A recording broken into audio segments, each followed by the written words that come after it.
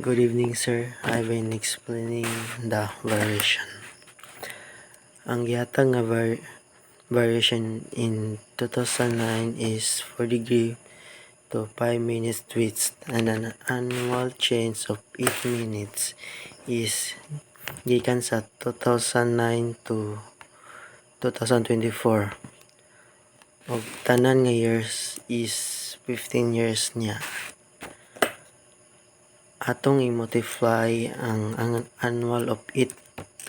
annual change of 8 minutes, so mahimog 2 degree east.